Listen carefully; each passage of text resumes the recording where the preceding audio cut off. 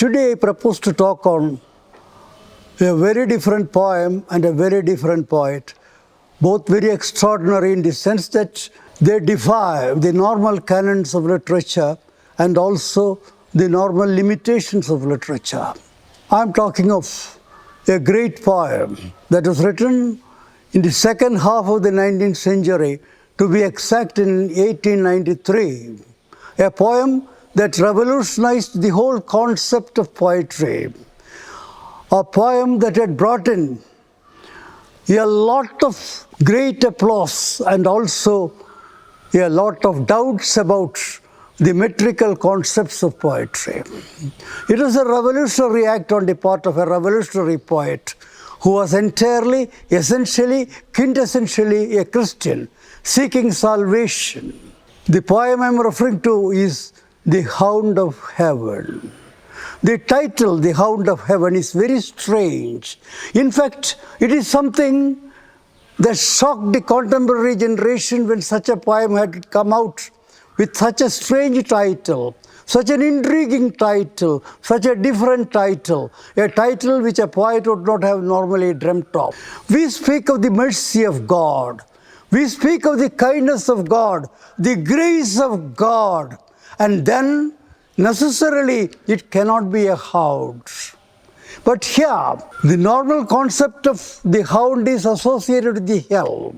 That is, the kind of torture that is awaiting us, the kind of punishment that is awaiting us for all the ill deeds we have done in this world, and the hound is the symbol that is pursuing us. But then, here differently, it is the hound of hell that is in the common imagination, in the common concept. Here is a poet who comes out with the hound of heaven. That is the mercy, the infinite, indescribable mercy of God the Lord who created all of us. That mercy is being personified as a dog, as a hound, and the concept and the metaphor had been taken from the hunting of a hare. The hare is being hunted by a hound, and that hound, Francis Thompson, this Catholic poet who wrote the poem, according to him, this mercy of God, this grace of God is a hound that is relentlessly, remorselessly following us. It has a certain pace of movement, but it is never hurried. It is coming after us. Why is it so? It's so strange. But once you get into the poem, once you read the poem, once you are able to take in what we call the soul of the poem, once we know what the poet is talking about inside and outside, then this becomes the only imagery possible. This becomes the only metaphor possible. We cannot separate this poem from the poet. Most often it is being said, especially these days, that poet and the poem which he has written, they need not be confused, they need not be mixed, they need not be put together, they need not be assessed together. But that's not the case here. Here, the poet is very much part of the poem he has written. Or in other words, you can say, the poem is the poet and the poet is the poem. This identification, this entire assimilation of the poet into the poem he has written, into the product which he has given to us, that is something amazing, something unusual. It's a rare spiritual experience which he is presenting to us. This poem, as I have told you, came in 1893. And it had appeared first in one of the volumes of the poems of Francis Thompson.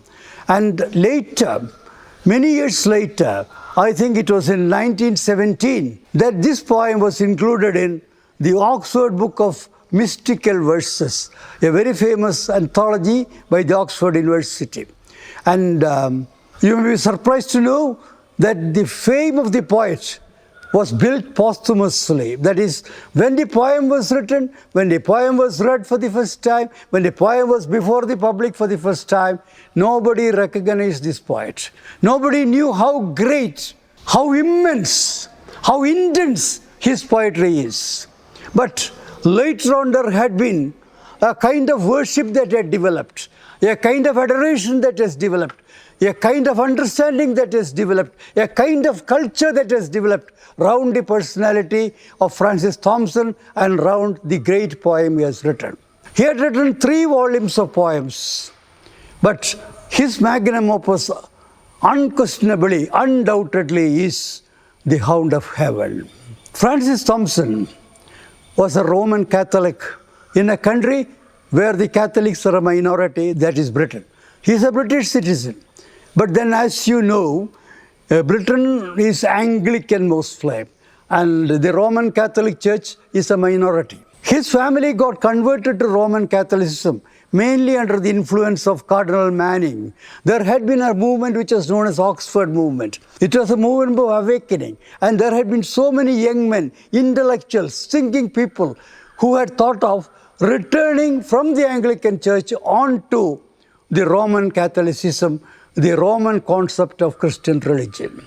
Now, his family also had been part of that, and his parents got converted rather to the Catholic Church, and from his childhood he had been intensely and devotedly following what we call the scriptural meaning of life as it has been presented by the Catholic Church.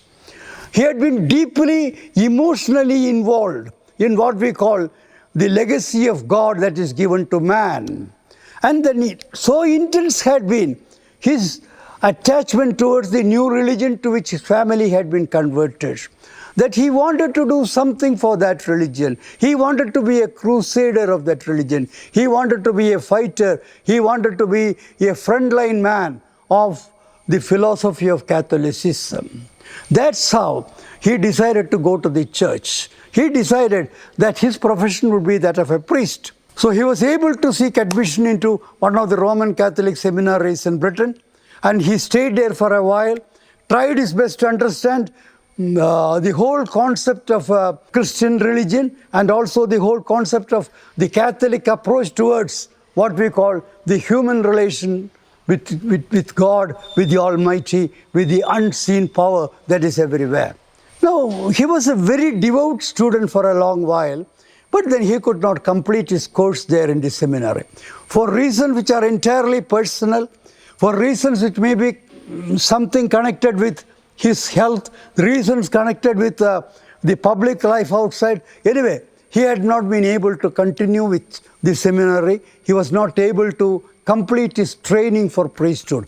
He came away very much disgusted, very much disappointed, very much disgruntled, not with God, but with himself. Then what was the next proposition? He thought that he would be a good Christian if he would become a physician.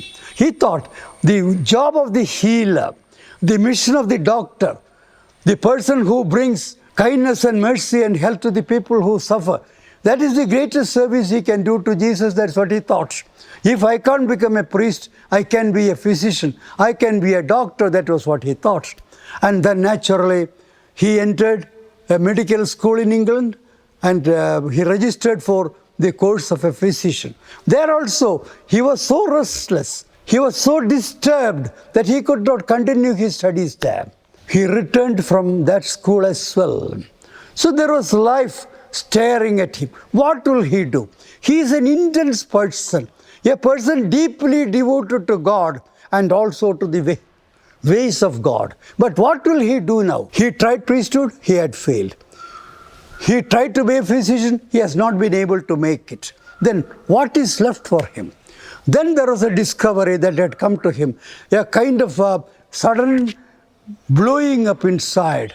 Then he knew that he was meant to be a poet, that his mission will be, his vocation will be that of a writer, that is a poet. So he thought he would take writing very seriously.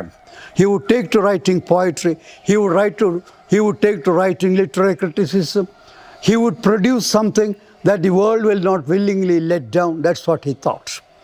So he found finally that poetry may give him consolation. It may give him a kind of tongue which he doesn't have so far. He wanted to talk, and he thought the tongue that will talk will be given by the poetry which is there within him. That's why he decided to become a full-time writer as a professional or as an amateur or as an artist, whatever. He thought this is the right element in which he is now, that he should write. He came to London, and there he had 3 terrible years. of experiments with life. He was writing poetry, but his poems were rejected. He was not accepted. It was very difficult for him to pull on to make ends meet. He did not know what he should do for a living. He didn't have a profession. He didn't have a job to speak of. He didn't have an income. And he had the sky with the stars above him, and he had the dreary daily life of London before him. He had the fog before him. He had the limitations of an ordinary mundane life before him. He didn't know what to do. So it was a period of great torture for him. That's why we say he was a tortured poet. Intense pain had been there. That pain did not come mainly because of the poverty that was surrounding him. The pain also came from the kind of failure on his part to find the path that will lead him to fulfillment. So this lack of fulfillment that had told upon his health, told upon his vision, and he had 3 years, as I've told you, of very great suffering. And during that time, he did not even have the money to buy paper to write poetry on. So he would be going and borrowing paper from the people who were around. For example, university students, friends who are engaged in different professions. He would not ask for money. He would say, would you give me some paper to write? I want to write a poem. I don't have that. I don't have the money. Then, such as is been tradition that he began selling matches.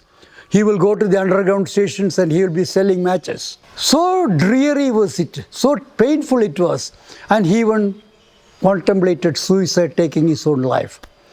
Then fortunately for him, a friend called Meynell, who was a journalist, who was a media man, and who was having a sort of publishing house with him, he happened to meet him. And then he took him under his care. He found that this man has great promise. This boy should not be allowed to drift like that. He should be given a life. He should be given a way. He should be given a path. So he took him under control, under his patronage, and then he provided for his daily needs, and he encouraged him to write. Many of the poems of this great man, Francis Thompson, that came to light only because of this friend Meynell. He was able to have bread every day without much of a pain, and therefore he was able to write as well. It was during that time he began writing volumes of poems and also literary criticism to a very great extent. During that time, to compound things, he had neuralgia. He had very heavy headache, for which there is no treatment known at that time. And he didn't know what to do because it was a racking headache. He was unable to put his pen on paper and write something because the pain had been insufferable, unbearable. Somebody suggested to him, if you take small doses of opium, there will be relief. Not only for this ailment, there will also be a release of your creative energy if you take opium regularly. So he began taking laudanum along with ethanol as a medicine for some time, and later on he became an addict to it. He became a hopeless addict to various formations of opium. So this was the condition when he was writing the great poem about which I had been talking to you, Hound of Heaven. He had become an incorrigible addict of opium. He was torn between various passions and various fears, various feelings and various dreams. He was a man who was totally devastated. During that time, he went after pleasures which will be given by opium. Opium dreams, you must have heard about that.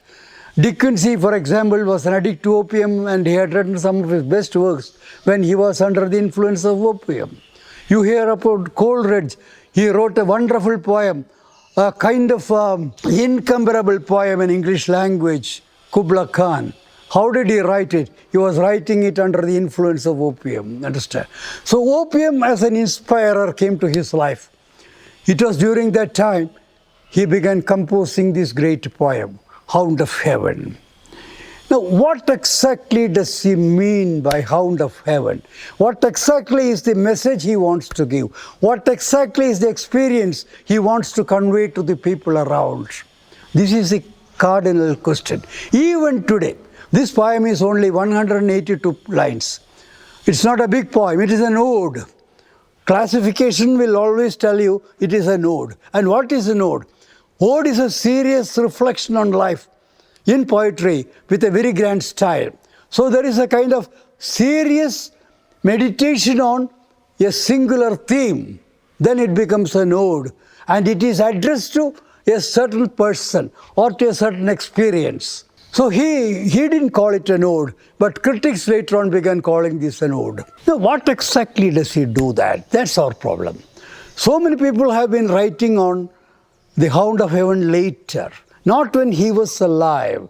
During the time when this poem was written, many people considered it to be a kind of a mad writing, a crazy writing, a hopeless writing, a writing that is beautiful but that doesn't signify anything. Full of sound and fury, signifying nothing. As Shakespeare has said in his Macbeth, full of sound and fury, signifying nothing. That's the kind of impression people had earlier when this poem had come out, because it is beautiful in the sense that the word order of the poem, the imagery, the metaphor, the personifications, the oxymorons, all that is possible to add grandeur to the poem had been there. And then there is the free flow of poetic imagination. It goes wild. It goes everywhere. It goes to the sky. It goes to the sides. It goes to the earth below. It goes even deeper than the earth.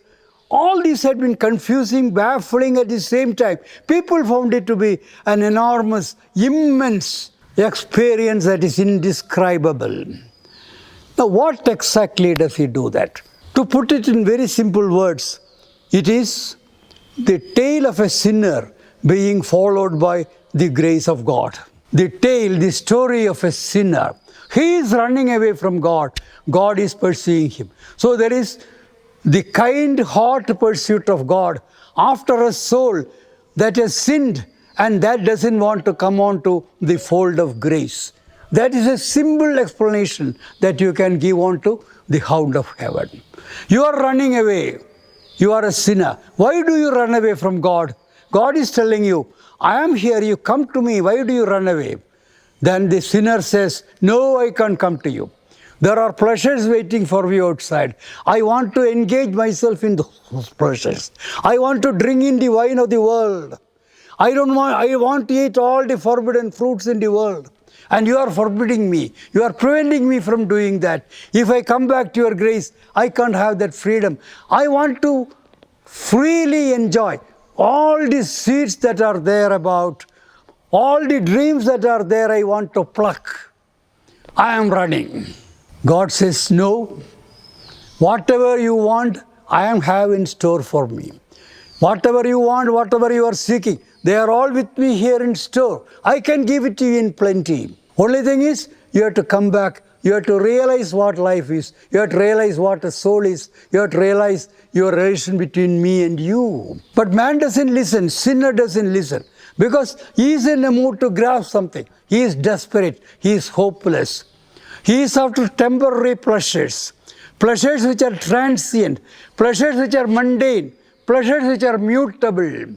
He doesn't understand that there is a grace that is everlasting. There is a grace that is abounding. There is a grace that is limitless. There is a grace that gives you everything you want. So this man is running. This sinner is running. Is it the sinner in person who is running? Or is it his soul that is running? That is the confusion the poem gives always. But you will know, the sinner is the soul is the sinner. That confusion is not to be resolved. Once you resolve this confusion, this poetry has no meaning. This poem has no meaning, understand? So it has to be the soul of a sinner or the sinner with a soul, whatever it is. He is running and he is being pursued by a dog. That is a relentless dog, a remorseless dog. It is slow, it is steady, it is sure that it will be able to overcome the man who is running. This hound is not in a haste. In all the stories we have about hellhounds, in all the stories we have about the hounds in chase, they are eager for the blood. They are running, they are pouncing, they are snarling, they are barking. But this dog doesn't bark. This is the dog of mercy. It doesn't bark. it smiles instead. There is a divine beatific smile on the face. But this man doesn't see that. Why? Because he doesn't look back. He is too afraid, too timid to look back and see what is after him. So God says, you run, I am coming after you. You run as much as you can, I can overtake you. But if you fall, I will be there. You run. If you fall on the way, I shall be there. I shall pick you up. He runs. So he is desperate. Who? The sinner, the soul that is sinning, it is desperate. But the grace of God, the love of God, the great assurance of God, it is behind you. It is not in a haste. It knows, I am going after something which I shall get. It is part of me. This man, this soul is part of God. It is part of this universe. It is part of the melody that is being made every day by God. It is part of the skies. It is part of the sea. It is part of the wind. It is part of everything that is created, beautiful or ugly. So God knows where can he go. It is there. You can remember the parable of the prodigal son. The parable of the prodigal son. Most of you must have read that. The parable of the... What did the prodigal son do? He wanted pleasures of the world. He wanted to enjoy whatever is available in this world, which will be material, which will be carnal, which will be sexual. He wanted to have a long feast of life. He wanted to taste everything that is beautiful, everything that is providing great honey to life. So he tells his father, I am not satisfied with the kind of life you give me here. You are feeding me, I know. You are giving me clothes. You are giving me money when I want to go out, but that's not sufficient. I want to be a free bird. You are containing me. You are controlling me with your love. Understand? Your love, they are shackles. They are chains. I want to be a free man. I want to break all those chains. So he is asking his father, you have been looking after me. I am not satisfied. I want to go to the wide world. Give me the portion which I have. My partition, my lot. God says, what partition? The father asks, Father and God, they are one there. Father asks, what is your partition? What is your lot? He said, you have enormous wealth, your gains, your income, unlimited. So from that, I am your second son, I want a portion. Whatever is my portion, you give to me. I shall never disturb you here after I am going. So father gives that to him. Father knows he will come back. Father is very sure he will come back. As God is sure, the sinner will come back. Understand? So he goes far away, far, far away. He drinks the wine of life to the last lees. Then his money is all gone. His friends are all gone. The merriment is all gone. Nothing is left. He is impoverished. He doesn't know where the next bread comes from. He has no way. And then he wanders everywhere for mercy, for help. Nobody gives. Finally, he knows there is only one home where he is welcome. There is only one hearth where we will get warmth, and that is the hearth of his father. He returns home. That is the return of the prodigal son. Father waits for him. Father knows he will come. He is waiting. It is evening. Dusk is falling. This boy comes, tattered, completely blown out almost. He is a skeleton of his old being. He comes. Then father sees that. Father immediately tells the cook, you kill the fatted calf which is meant for ceremonies, make a very great feast. My son is coming. He is coming back to the fold. And he never asks a question to the son. Son, where did you go? Why did you do that? He didn't ask him. He didn't scold him. He didn't upbraid him. He just folded him in his arms and took him to the dining hall, to the banquet hall, where the calf is being cooked and it is being served. And then the first son, naturally, he is angry. He has been working in the fields all the day. He has been working for his father. He didn't go anywhere. He didn't ask for his partition. But father had never given him a feast. His father had never given him a feast. Understand? So the father says, son, you don't understand. You are always with me. That is mean you are me. This part of my life has gone out, and that part has returned now. That is the joy I am celebrating. You just compare this with the poem. This is exactly what is happening in Thompson's poem as well. Only difference is there is an entirely mystic, a deep, intense, mysterious and spiritual experience which he is able to convey to us. Here, the runner, the sinner, the soul that is going absconding, that is going awry. What is that soul? That soul is the poet himself. It is his personal life. It is an autobiography. This poem is a spiritual autobiography.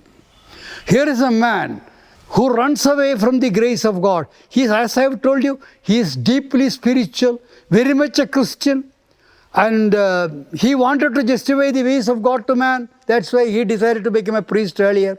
But then things had changed. He had gone away from the fold of God. He wanted to have pleasures because his opium had told him there are pleasures awaiting for him. That opium intoxicated brain of his had led him astray. So he feels he is the sinner. He is the prodigal son. Understand? So he returns. He doesn't return. He runs away because he is afraid. What is he afraid of? He is afraid of the chastisement of God, the punishment of God. More than that, he is afraid of the curtailment of the freedom we wanted. He doesn't distinguish between liberty and license, which is most important in life. God has given us free will. You can decide what is good for you. That is free will. Others cannot do that. Man can do that because man knows what is good and what is bad. That is the divine intellectual. That is the divine wisdom that is being given to man. So with that freedom, you can go anything, you can do anything. You can burn a house, you can kill a man, you can be lecherous, you can bring tears to the eyes of the widow and the orphan. You can do anything you like because that is free will. But this free will has to be conditioned. This free will has to be educated. This has to be inspired. This has to be well ordered. That is what God wants, or that is what the grace of God wants. That is what the love of God wants. This is the message which he gives in the Hound of Heaven. So as he is running away, I can't narrate the whole poem here because there is a poem of 182 lines. Such a beautiful, overpowering poem. A poem that devastates you. What does he say there? He says, I am running. The soul is running. When he feels that there is no escape for him, he tries to find heavens. He tries to find places where he can have shelter. He is knocking at the golden gates of heaven itself. The gates are not open. He knocks at the stars. Stars don't open. He knocks at every door that is available. He is appealing to children. He is appealing to young men. He is appealing to old people. He is appealing to the maids. He is appealing to the seraphs, to everyone, to the wind, to the wild ways of the sea. Everything he is appealing. Take me, open your door. Kindly open your hospitable door and shield me from the blinding blast. No answer. No door is open. Then the voice of God is heard. Nothing will shelter you. Who doesn't take my shelter?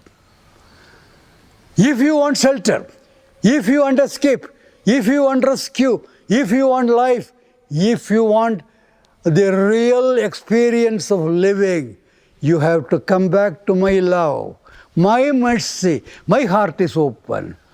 Nothing is deprived. Nothing is lost. Everything is in store for you. Come back, you fool, and take it. That's the message of God. So the breath of God is on his shoulders. This hound is breathing on his shoulders. He falls. He looks. He finds the hand of God, the shadow of God. So the gloom he has seen is the shadow of the hand of God. God says, please rise. Take my hand. I am going to pick you up. I am going to pick you up. And you shall be redeemed, you shall be restored, you shall be taken to the heavens of all times, the heavens which is eternal, the heavens which are for all of you, the paradise of love. Understand? So this is a spiritual realization. This is a spiritual odyssey, you can say. The mystic experience of the poet can be compared to the mystic experience of so many Christian theologians and Christian priests and poets who had written on the same subject. For example, Gerard Manley Hopkins, who had written The Wreck of the Deutschland, who had written The Windover. There he has been speaking about the same thing. Thou mastering me, God, the giver of bread and breath. Thou mastering me, God, the giver of bread and breath. That is God. He is everything. You are part of Him. You are God. How can you run away from something that is yours? You are God. So where are you running away from? Is there anything else left?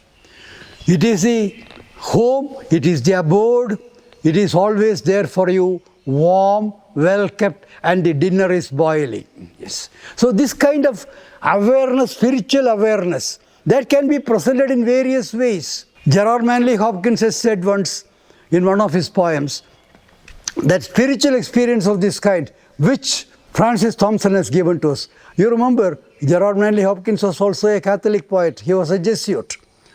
So he had said, you get a plum. You put that plum into your mouth without knowing what to do. A plum, ripe plum it is. It is given to you. You put it in your mouth and you don't know what to do with it.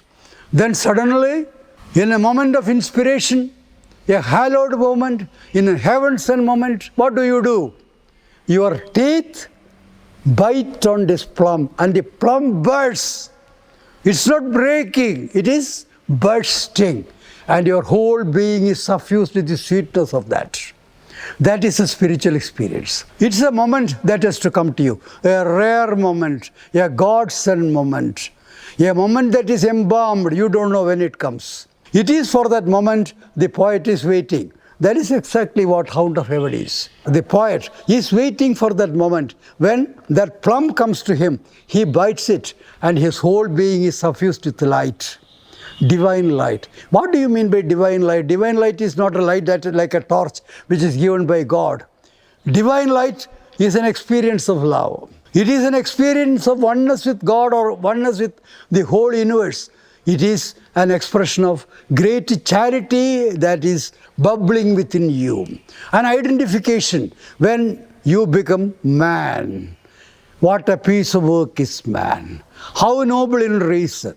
How infinite in faculty. In form and moving, how express and admirable. In action, how like an angel. In anticipation, how like a God. This is the paragon of all created things. It is to that realization that the sinner returns, the sinning soul returns, then that is the completion of the poem. So it is a mystical experience to which man is being invited. And you have to go into that tunnel. You have to move with him. You have to experience all that he had suffered. You cannot stay away and say, oh, this is what the poet says. No. If you go through the poem, you will find that you are suffering that poem. You are not reading that poem. You are suffering that poem. Thank you.